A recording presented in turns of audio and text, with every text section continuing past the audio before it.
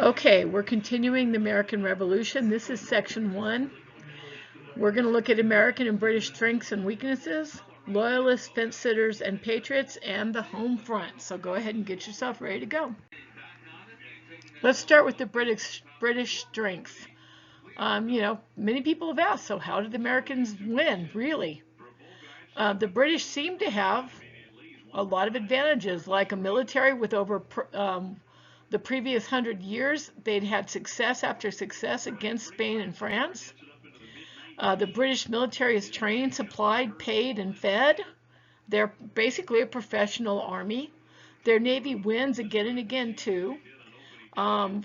Because they're such a successful country, other countries are willing to loan them money, should they need it, because they could pay it back. They were a good bet. And remember, they used some of their money to pay Hessian mercenaries to help fight the Patriots, too, because they had access to money. Finally, most Native American tribes sided with the British because the British had promised to protect the tribal lands the colonists clearly wanted. So, how could the Americans win? Especially if we consider American weaknesses. Americans had no formal government, no standard currency. They didn't seem a real good bet for loans.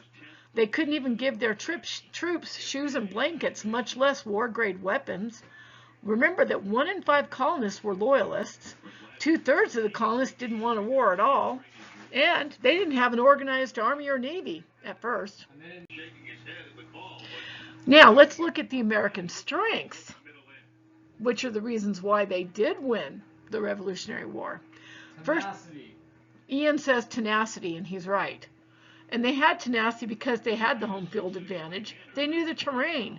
They were spread over a very large area, a very different terrain, but they knew that terrain. In other words, they knew the earth. They knew their geography. They had an independent spirit. That's extremely important. And truthfully, the longer the war, the better for their claim about the way the British government was tyrannical and was willing to treat their own citizens. This causes some members of Parliament, many of them eventually, to begin to understand and support them, or at least support ending the war. While most of the military was inexperienced, they believed in what they were fighting for and they were competent at it, at least eventually. Plus, they did have commanders like George Washington who did have military experience because of the French and Indian War. The French support was invaluable because it tipped the war into the Patriots' favor also. Now let's go the other way and let's look at the British weaknesses. First of all, as we know, the British were fighting a major war very far from home. It took months to get troops, supplies, even orders of what to do across the ocean. Fighting the idea of independence is incredibly difficult.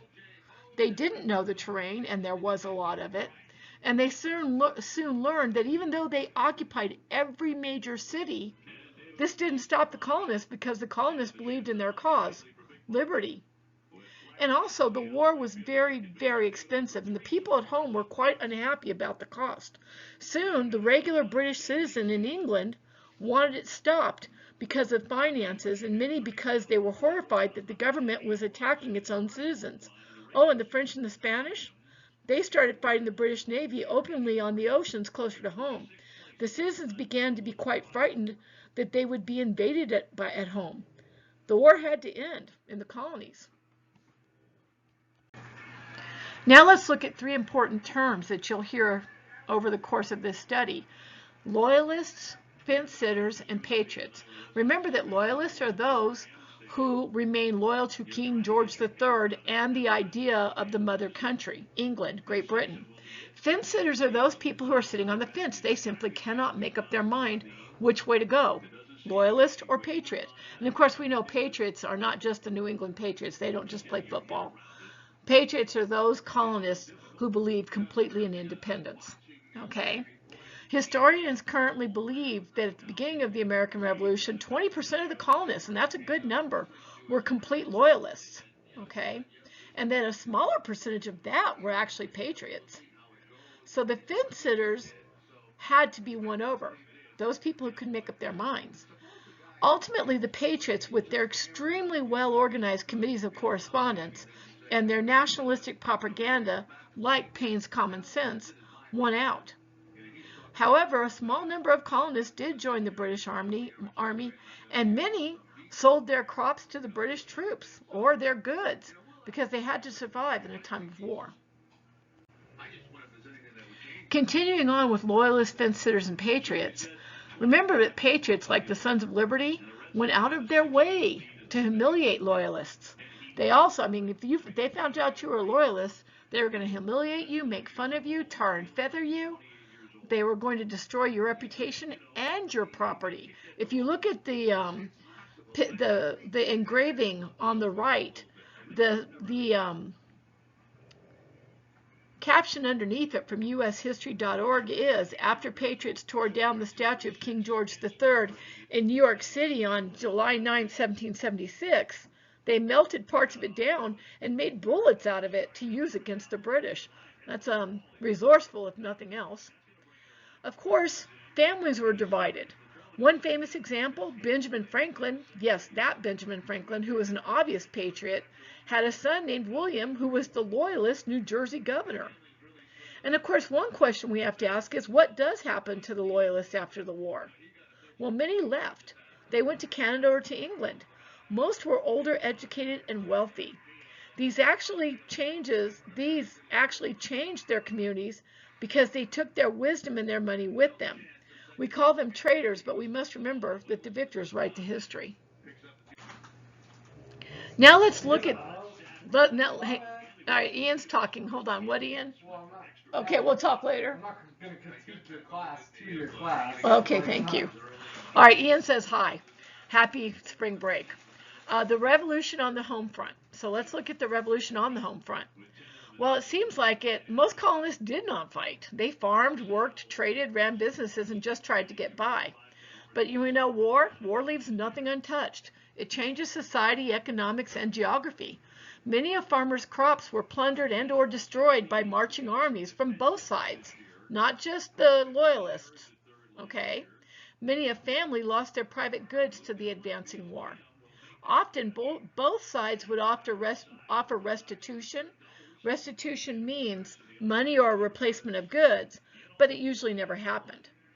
The British Army burned homes thought to belong to members of the Second Continental Congress, as well as Patriot military officers.